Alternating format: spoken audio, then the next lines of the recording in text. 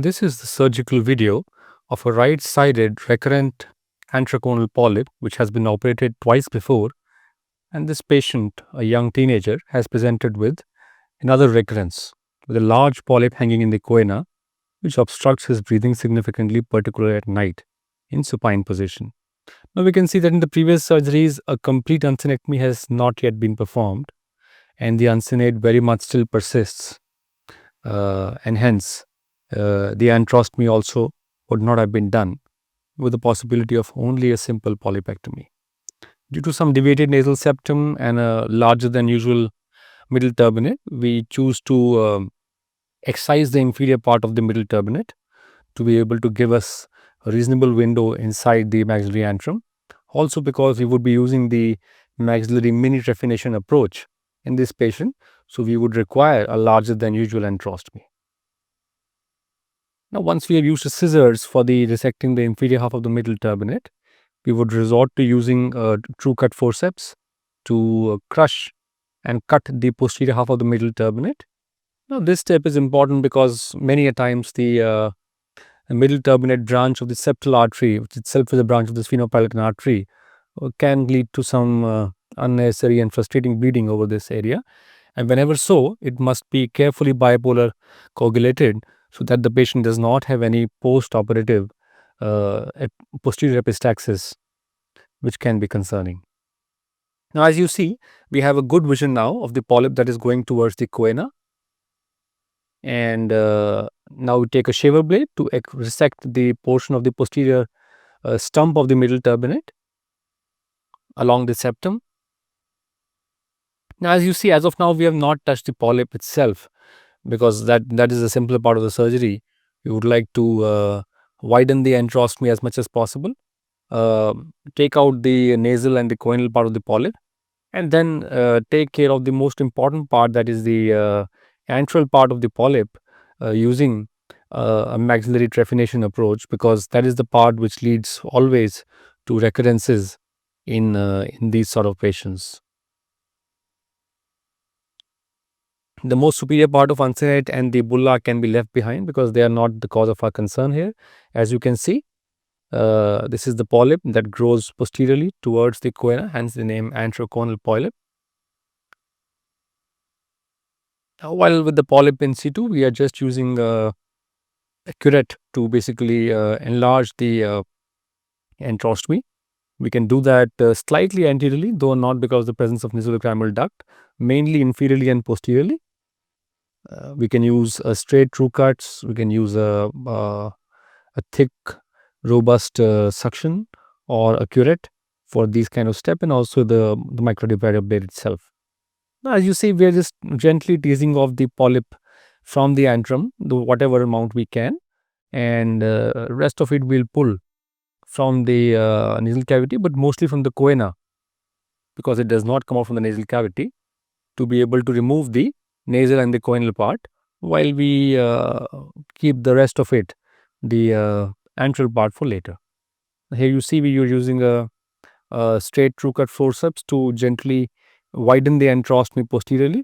Of course, this can also has the potential to transect the sphenopalatine artery. One must be careful regarding that.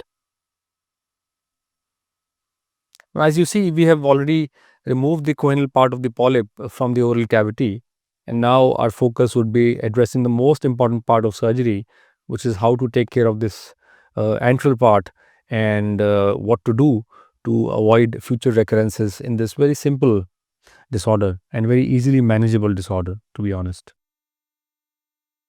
So we are just widening the antrostomy to be able to use a 70-degree camera endoscope later on comfortably.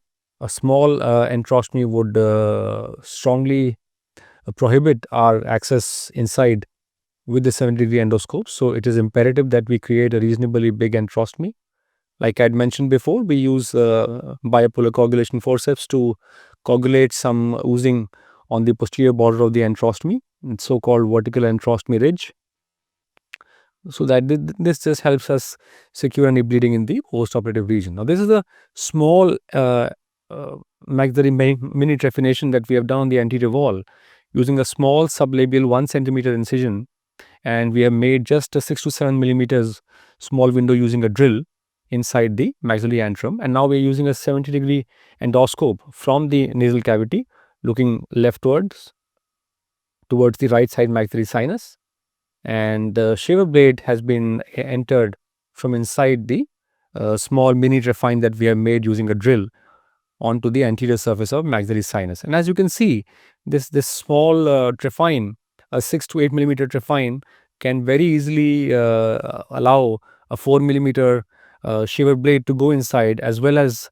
a sufficient amount of movement and leverage inside to take care of the entire attachment, which you can see on the lateral wall of the maxillary sinus, which you can also see very well the infraorbital nerve impression there. As you see here, within a few seconds, the entire attachment of the antrochoanal polyp onto the lateral maxillary wall has been completely removed. And to be able to further be very sure that this does not recur, we would need to make sure that we remove the entire diseased mucosa onto this specific portion of the attachment of the antrochoanal polyp. The same applies to other pathologies such as inverted papillomas as well, where we can safely use this technique as long as it does not take attachment from the anterior wall. We are careful not to use any pressure onto the infraorbital nerve to damage it. We are gently using it only over the mucosa to be very sure that we have removed the entire diseased mucosa and the pedicle, the attachment of the erstwhile antrochoanal polyp. This is very important because the moment most surgeons want to use a highly curved microdebrider blade inside from the nasal cavity, often it leads to instrument conflict and creates a lot of collateral damage and trauma onto the septum and the lateral nasal wall, often not showing up that time, but later on manifesting as thick synecdoche formation, which is, so to say, rather unfortunate, because this kind of pathology can be very simply managed using this approach, and it hardly ever leads to any significant morbidity as well. The location of the maxillary mini-trephine is basically sort of the union of the mid-pupillary line with the nasal ala or the vestibule.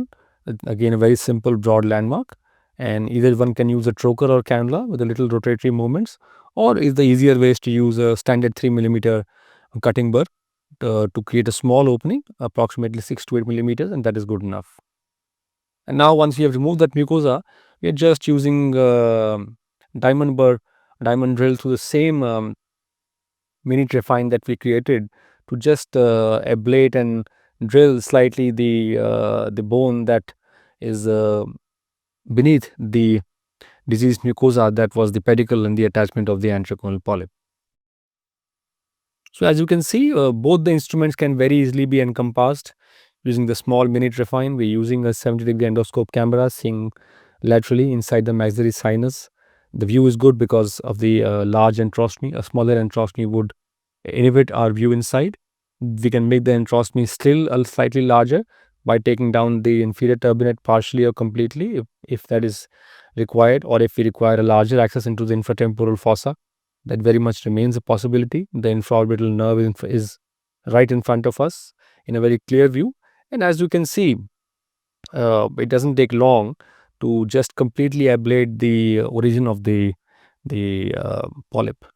Now we'll use the same endoscope, this time through the mini-trephine, to be able to view completely inside the maxillary sinus, as to confirm if we have completely removed. And as you can see, the entire diseased mucosa has been ablated close to the infraorbital nerve, inferior to it and slightly lateral to it, onto the lateral nasal wall.